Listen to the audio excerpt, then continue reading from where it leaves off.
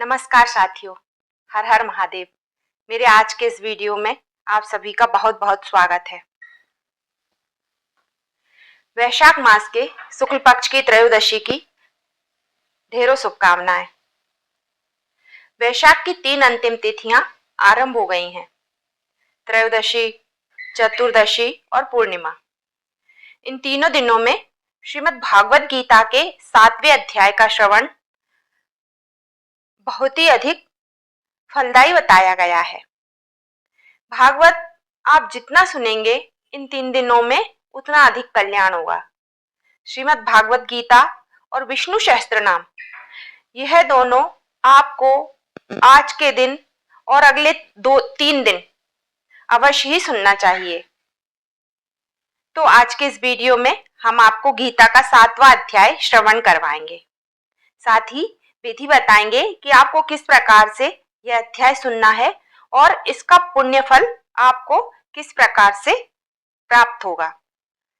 वैशाख के यह जो 3 अंतिम दिन हैं, जिनको पुष्करणी तिथियां कहा जाता है, इसमें त्रयोदशी अर्थात तेरस जो है सूर्य के मुख से, वो रहेगी 10 मई को, 11 को चतुर्दशी और 12 को पूर्णिमा। इन तीनों दिनों में आप ये गीता का अध्याय अवश्य सुनिए, अति कल्याणकारी है। इसका फल जो है बहुत अधिक बताया गया है। और जब आप यह तीनों दिनों में श्रवण करेंगे तो आप एक काम और करिए, आप इन 3 दिनों में यमराज को, पितरों को जल अवश्य दीजिए, भगवान सूर्य को अर्घ्य दीजिए। यह तो आप कर ही सकते हैं, क्योंकि इसके लिए आपको कहीं बाहर भी नहीं जाना, घर का काम है। एक लोटा जल लीजिए, उसमें थोड़ा गंगा जल डालिए, थोड़े अक्षत, थोड़ी कुमकुम डाल के, थोड़ा कच्चा दूध डालकर एक लोटा यम देव को अर्घ्य दे दीजिए, एक लोटे से भगवान सूर्य को अर्घ्य दे दीजिए और एक लोटा अपने पितरों का तर्पण कर दीजिए। अध्याय आरंभ करते हैं। आपसे निवेदन है कि भगवान श्रीमद् भगवत गीता की कथा का यह अध्याय का वीडियो है, इसलिए आप इस वीडियो में कमेंट करके ओम नमो नारायणाय या ओम नमो भगवते वासुदेवाय कमेंट में जरूर लिखें। इस मंत्र को लिखने का भी बहुत अधिक महत्व होता है। भगवान का नाम जितना लें, जितना उच्चारण करें, जितना लिखें, उतना ही हमें पुण्य फल की प्राप्ति होती है। आइए सुनते हैं गीता का 7वां अध्याय। तो गीता का 7वां अध्याय सुनने का जो नियम है वो यह है कि आप दक्षिण दिशा में मुख करके बैठ जाइए। जल का एक लोटा अपने सामने भरकर रखें। उस लोटे में पहले गंगा जल भरिएगा, फिर शुद्ध जल भरिएगा। सफ़ेद रंग का कोई फूल पुष्प मिल जाए तो वो डाल लीजिएगा, अक्षत डाल लीजिए, थोड़ा सा कच्चा दूध डाल लीजिए, कुशा आदि हो तो वो डाल लीजिए और गीता का यह 7वां अध्याय आरंभ कीजिएगा। और सुनने के बाद जब आप पूरा अध्याय सुन लें, इसके बाद भगवान से निवेदन कीजिए कि हे प्रभु, मैंने जो गीता का 7वां अध्याय सुना है, इसका मैं संपूर्ण फल अपने पितरों को अर्पित करता हूँ या करती हूँ।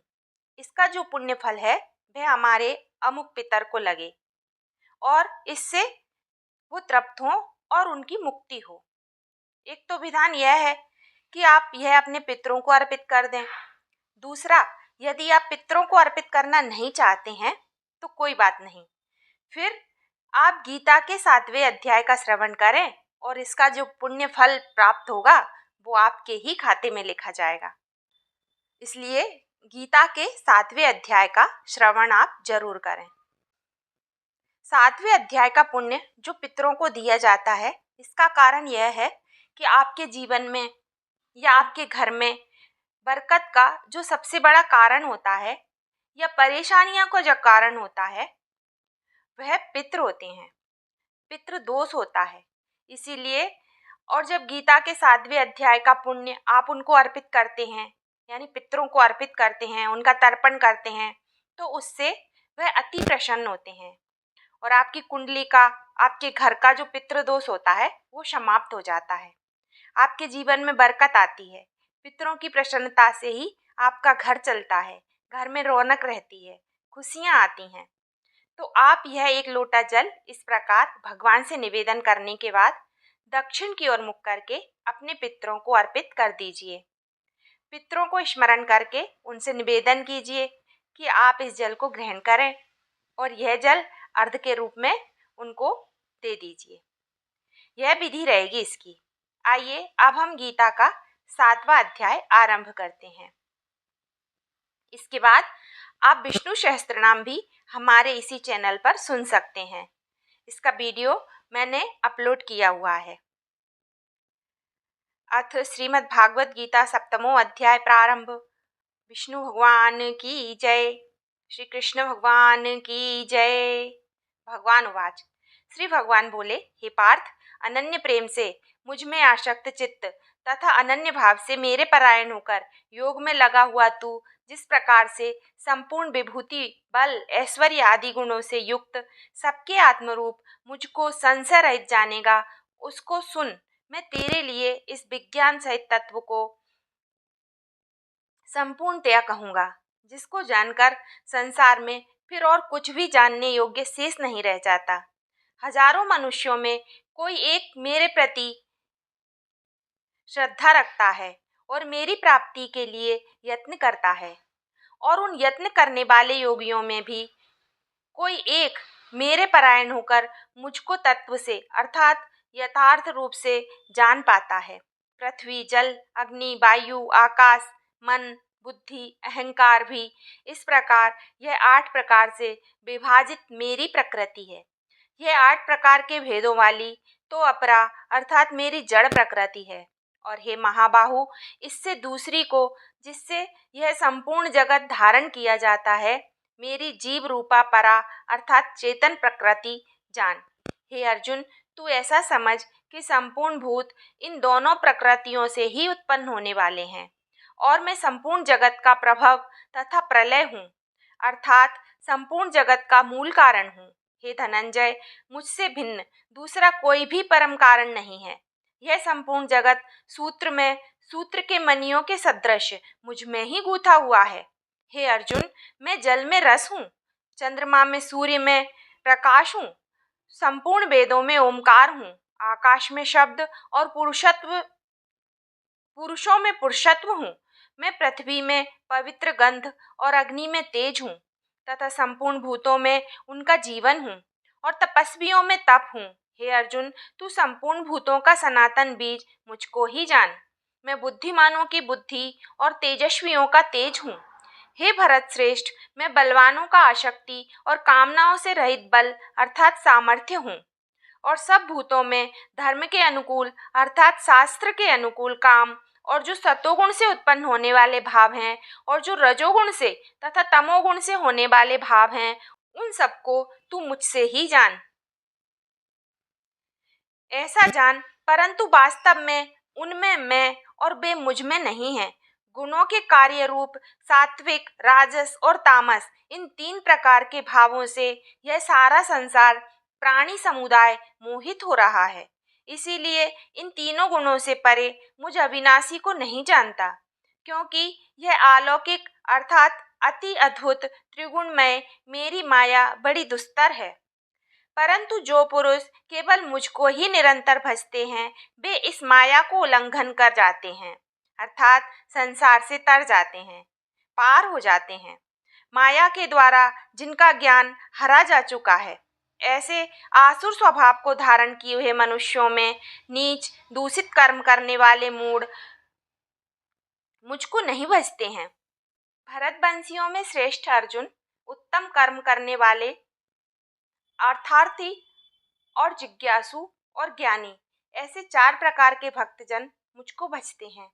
उनमें नित्य मुझ में एक ही भाव से स्थित अनन्य प्रेम भक्ति वाला ज्ञानी भक्त अति उत्तम है, क्योंकि मुझको तत्व से जानने वाले ज्ञानी को मैं अत्यंत प्रिय हूँ और वह ज्ञानी मुझे अत्यंत प्रिय है। यह सभी उदार हैं, परंतु ज्ञानी तो साक्षात मेरा स्वरूप ही है, ऐसा मेरा मत है, क्योंकि वह मन, बुद्धि और ज्ञान वाला भक्त अति उत्तम गति स्वरूप मुझमें ही अच्छी प्रकार से स्थित है। बहुत जन्मों के अंत के जन्म में तत्व ज्ञान को प्राप्त पुरुष सब कुछ वासुदेव ही है, ऐसी इस प्रकार मुझको बचता है।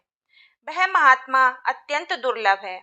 उन भोगों की कामना द्वारा जिनका ज्ञान हरा जा चुका है, वे लोग अपने स्वभाव से प्रेरित होकर उस नियम को धारण करके अन्य देवताओं को भजते हैं, अर्थात पूजते हैं। जो सकाम भक्त जिस देवता के स्वरूप को श्रद्धा से पूजना चाहता है, उस भक्त की श्रद्धा को मैं उसी देवता के प्रति स्थिर रखता हूँ। वह पुरुष उस श्रद्धा से युक्त होकर उस देवता का पूजन करता है और उस देवता से मेरे द्वारा ही विधान किए हुए उन इच्छित भोगों को निस्संदेह प्राप्त करता है। परंतु उन अल्पबुद्धि वालों को वह फल नाशवान तथा वे देवताओं को पूजने वाले देवताओं को ही प्राप्त होते हैं, और मेरे भक्त चाहे जैसे भी मुझे भजें, अंत में वे मुझको ही प्राप्त होते हैं। बुद्धिहीन पुरुष मेरे अनुत्तम अविनाशी परम भाव को न जानते हुए मन इंद्रियों से परे मुझ सच्चिदानंद घन परमात्मा को मनुष्यों की भांति जन्मकर व्यक्ति भाव को प्राप्त हुआ मानते हैं। अपनी योग माया से छिपा हुआ मैं सबके प्रत्यक्ष नहीं होता, इसीलिए यह अज्ञानी जन समुदाय मुझे जन्म रहित अविनाशी परमेश्वर को नहीं जानता, अर्थात मुझको जन्मने मरने वाला समझता है। हे अर्जुन, पूर्व में व्यतीत हुए, वर्तमान में स्थित तथा आगे होने वाले सब भूतों को मैं जानता हूँ, परंतु मुझको कोई भी श्रद्धा भक्ति रहित पुरुष नहीं जानता। हे भरतवंशी अर्जुन, संसार में इच्छा और द्वेष से उत्पन्न सुख दुख आदि द्वंद्व रूप मोह से संपूर्ण प्राणी अत्यंत अज्ञानता को प्राप्त हो रहे हैं, परंतु निष्काम भाव से श्रेष्ठ कर्मों का आचरण करने वाले जिन पुरुषों का पाप नष्ट हो गया है, वे राग द्वेष जनित द्वंद्व रूप मोह से मुक्त दृढ़ निश्चय भक्त मुझको सब प्रकार से भजते हैं। जो मेरे शरण होकर जरा और मरण से छूटने के लिए यत्न करते हैं, वे पुरुष उस ब्रह्म को, संपूर्ण अध्यात्म को, संपूर्ण कर्म को जानते हैं। जो पुरुष अधिभूत अधिदैव के सहित तथा अधियज्ञ के सहित अर्थात सबका आत्म रूप मुझ में अंतकाल से भी जानते हैं, वे युक्त चित्त वाले पुरुष मुझे जानते हैं, अर्थात प्राप्त हो जाते हैं। इसी के साथ श्रीमद् भागवत गीता के अंतर्गत श्री कृष्ण अर्जुन संवाद में ज्ञान विज्ञान योग नाम श्रीमद् भागवत गीता 7वां अध्याय संपूर्ण।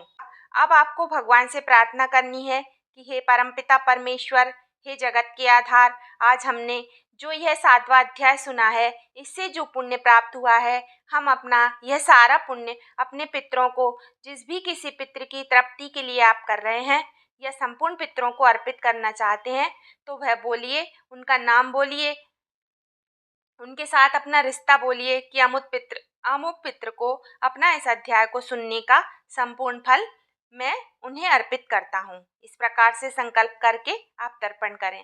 तर्पण करेंगे, एक पात्र लीजिए और उल्टे हाथ में लोटा पकड़ लीजिए। यह जल को सीधे हाथ से अंगूठा और उंगली के बीच से जल को तर्पण के लिए गिराइए। इस लोटे से इस प्रकार से आप तर्पण करेंगे। यह जो जल होगा, इस जल को आप पीपल के वृक्ष पर या किसी और गमले में पेड़ों में डाल दीजिए और अपने पितरों से प्रार्थना कीजिए कि हे मेरे पितृ देव, यह हमने आज आपके निमित्त तर्पण किया है और सत्कर्म किया है, इसको आप स्वीकार कीजिए और प्रसन्न होइए और हमारे परिवार पर सदा अपनी कृपा दृष्टि बनाए रखिए। जो भी आप चाहते हैं आप हमें बता दीजिए।